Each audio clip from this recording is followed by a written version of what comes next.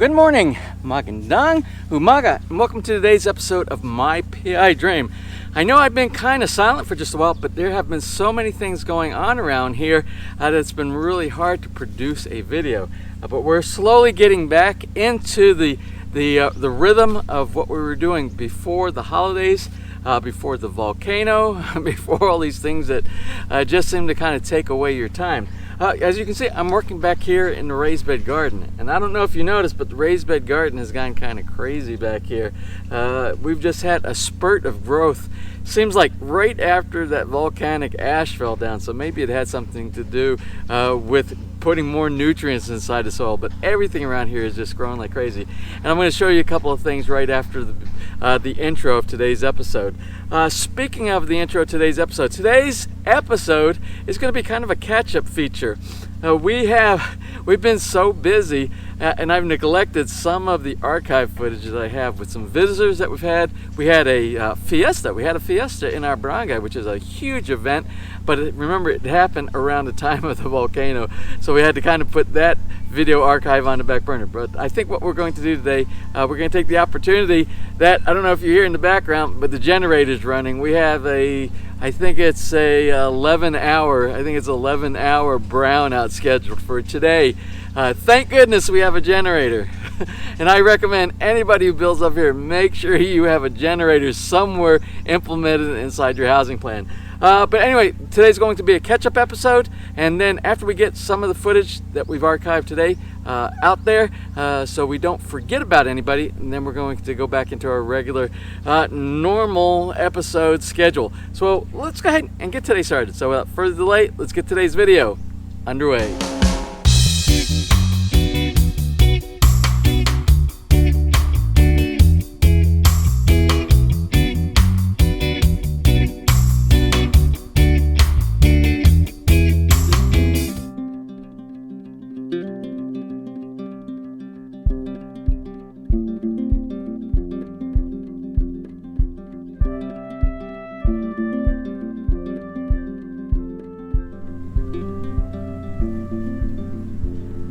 Now you really can't see too much inside here because it's so dense with all this growth in here. But the strawberries have taken over the raised bed garden. No strawberries yet, but lots of strawberry plants.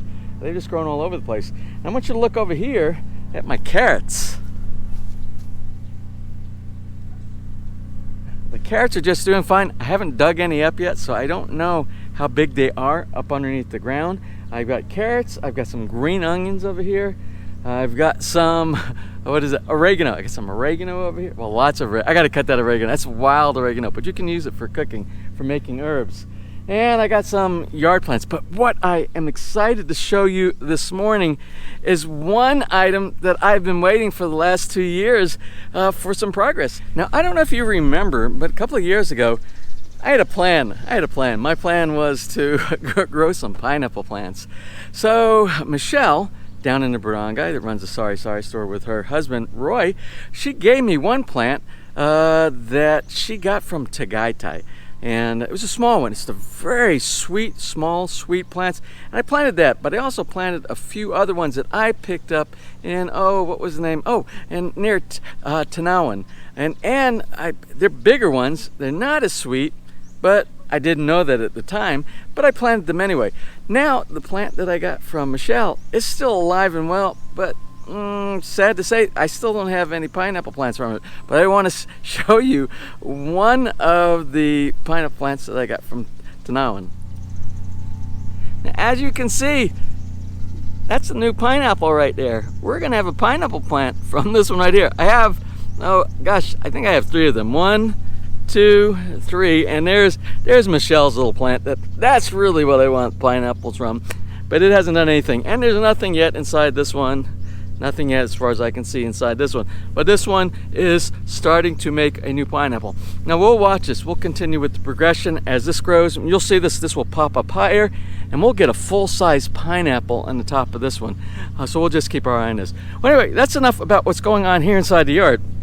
Let me get inside the house, get some editing done, and then we'll show what's been going on over the last 30 days here in our area. Okay, well, here we are today. We have some visitors. We have some visitors that came from a long way across the pond. And we are going to talk about some of the things that they've had to do since they've been here in the Philippines. Now, this is day 3. I think it's day 3 of the volcano. Yes. This is day 3 of the activity from the eruption of the volcano. And I think we have some pretty interesting stories that we can probably share. We've already shared some of them, and we're going to share them with you here today. So I want to introduce our guests here today, who have come from a long. Some have come from a long way across the ocean, and some that are kind of local to our area right here. And we're going to share some of the stories, especially about the stories about the volcano here. Anyway, from way across the ocean, across the pond, so to say, is our friends, and it's going to be Michael and Jaezzle. Jaezzle. Okay, I gotta get that right. And baby Gabriel. And the in-laws of Michael, which are the parents of Jaezzle, and it's June, and it is Lisa over here. So let's go ahead and talk a little bit about your visit. When did you guys actually get over here? What day did you get over here to the Philippines? It was this 18th of November. 18th. Oh, so you've been here for a while. Well, I know because you sent me, your email said you had 2 time slots as you had the opportunity to come by. Right. And one was in December. And then one in January. And then the one in January, but December, as you know, is an extremely busy time with all the holiday festivities that are going on around here. So this works really good. It works really good, except for the fact that we're in the middle of a volcano spewing stuff around everywhere. But let's talk about that real quick, because that's an immediate thing that people have concerns about right now. What's been your experience over the past few days? Because I know your family's actually from that area as well. Can you talk a little bit about what's going on with the volcano? Yeah, so we rented a villa in a subdivision. It's only about 15 minutes away from Tahoe volcano. Yeah. And on Sunday, somebody said to us, the volcano is erupted. But I was like, oh, come on. You don't really believe it was just that morning, because we go to church right next to it. And there's a beautiful view. We were actually looking at it. And I was actually thinking of going horseback riding that same day. But we had visitors, so we didn't. And I think it was about maybe 2 o'clock in the afternoon when they told us about it. I was like, come on. It's not true. And I think the ash and the rain and the lightning, everything just started coming on maybe like 4 or 5 o'clock. Yes. It was so intense. But everything got covered in ash. We said we had friends visiting as well. They were trapped. They couldn't go anywhere. So we're just waiting for it to clear out. Yeah. But it didn't. I was walking about like after midnight with very, very heavy earthquakes. Earthquakes. And I thought, like, you know what? We got a baby. It's not safe. Let's get out of there. And we said, okay, let's just try to clean these cars, the windscreen and stuff, and try to get away from it. And what direction did you go when you? We went towards Dasma, further out, where our friends live. Yeah. And our intentions were to actually go to Manila. We've got a lot of family in Manila. Where all the ash ended up going to. It ended up floating all over there. It's been safe. We're so happy that you guys didn't have any major issues with that. And we're glad that you had the opportunity to come and visit us before you returned back home. Which, speaking of back home, is? London. We live in London in the United Kingdom, East London. So. Well, you know our friends that we just visited for the house, the blessing of the house. They're actually from the UK as well. Talk a little bit about where you're planning on building and your future. Is it going to be like a part-time? Is it going to be a full-time? Just give us a little bit of information about that.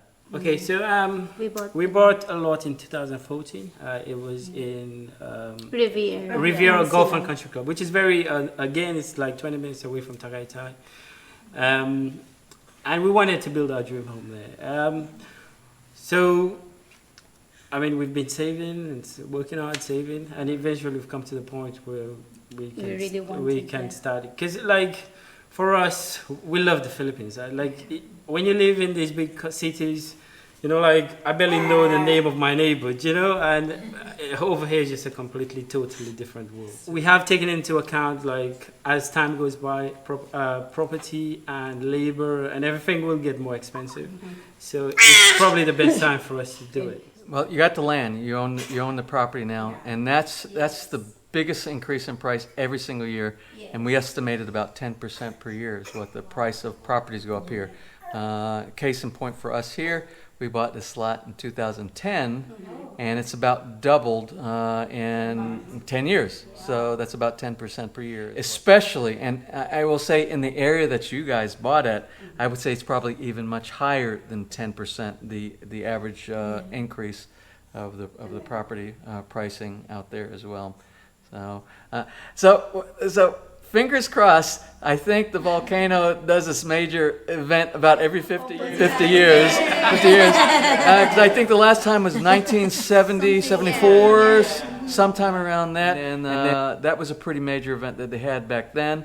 And then back, I think one of the real big ones that they have documented is maybe in the 1700s or something like that. That's right. It was a huge, huge event. So hopefully your cycle is that this is it. You get it over with. So anyway, one of the questions, you know, if you follow the channel here, we always want to know how the couples met. Whether it's an expat meeting their Filipina spouse. Which is normally the case, which I think has always been the case. I don't think we've had anything reversed in any of our interviews with the folks here. But I heard your story, and it was a really interesting story. Because normally it's one of those kind of things. It's people meet on the internet. I'm going to say almost all the time, it's just like a direct connection between the boy and the girl on the internet. But this is a different story right here, and it's kind of humorous too at the same time. So go ahead and tell your story from you guys' perspective. So before 2010, I'd never met any Filipinos. I didn't know anyone who was Filipino, and I got posted to a smaller island, a military base, Diego Garcia, with both Americans and British. And then during the time you were working in the Navy. Yeah, I was in the Navy, and then I couldn't believe it. Like all these people, they were so friendly. Like they would say good morning to me, hello sir, how are you? And I was like I couldn't believe it. I was like suspicious at first. You know, it's just like it's not normal where I come from. What do they want? What do they want? You know, and these people kept inviting me to their homes, and you know, for dinner, and you know, maybe have a drink with them, you know, and it was so touching. And then eventually I met him, I met him, and we were friends for ages, and then he introduced me to... One day, my dad messaged me on Facebook. Hey, I had this friend, and he was actually looking for a Filipino friend. Well, that's a great story, and I think it's the first story where Dad found the son-in-law. Yeah, that's right. So that one's gonna go down. Because in the my books. dad was pushing like, babe, you know what? Michael is so charming in person. He was really trying to push. And I'm a pretty good judge of character, and I think you guys did a good job picking out Michael. You did a good job. They're partners in crime. My dad cannot work without my mom, so they work together. Yeah. Well, after talking to the neighborhood, I think you're in good hands. I think you guys do really well. Anyway, we're gonna wrap this up right here, and then we've been to the basement. We've been to part of the first floor. Yeah. So we'll do a little bit more show. Maybe we'll walk into the yard since the ash doesn't seem to be falling right now. We're gonna we'll do a walkabout, as they say down in Australia. We'll do a walkabout around the yard. Let them see some of the stuff we've been doing out there as well. Anyway, I am so glad you guys had the opportunity to come and visit us here today. It's our pleasure. Thank you so much for welcoming us in your home.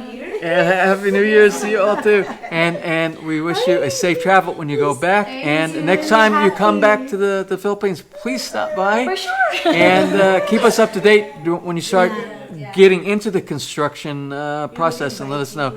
We have a lot of friends who are doing build, and they send us pictures all the time.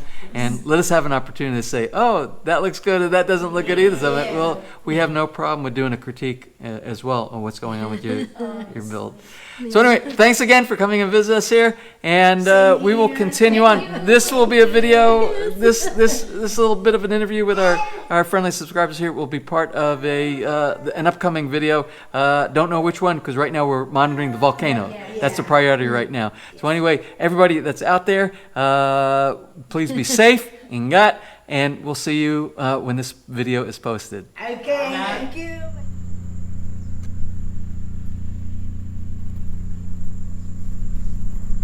You're probably wondering to yourself, James, why do you have all those palms in your raised bed garden? Well, my raised bed garden is not only for my vegetables, it's also a place for me to kind of store plants and shrubs and trees that I want to use for some upcoming projects. And you remember we talked about earlier in some of the earlier episodes that we're going to use this space right here. This is going to be a koi pond. So whenever I visit some of my favorite landscape garden places, I see a particular type of a plant that I'm going to use for that project, I go ahead and pick it up then, put it there, because who knows when if it's going to be there the next time you go to visit.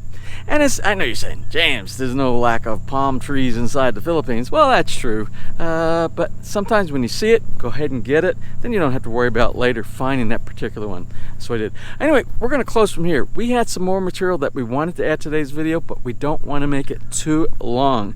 We have some more visitors. We also have the big fiesta that we did inside Barangay. We also are working on episodes down on the build down at the bottom of the hill back there, you know, where David's building's Ainsley and Fem's house down there. So we'll be continuing. We got some really interesting DIY tips about what's going on down there. Also, some upcoming videos that are going to be happening the beginning of March, maybe the second week of March, I'll get it edited, is we are going to some really interesting places here in the Philippines. So stand by for some adventure type of videos that we'll be setting up in the near future. Now let me get today's video edited, uploaded, and out to you in a timely manner. So until next time, if you enjoyed today's video, please give me a thumbs up, please share, and if you have not subscribed, just click on that little MPID dream heart in the bottom right hand side of your screen.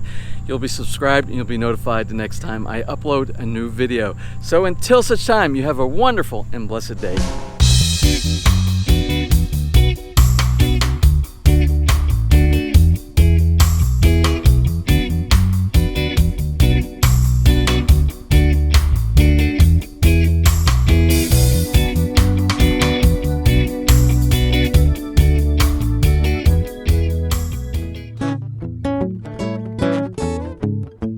If you enjoyed today's episode and you would like to see more just like these, just click on one of the helpful links over to your right and you might be able to pick up on some good information on DIY projects, how to, or if you are interested in moving to the Philippines and building, you'll find answers there as well.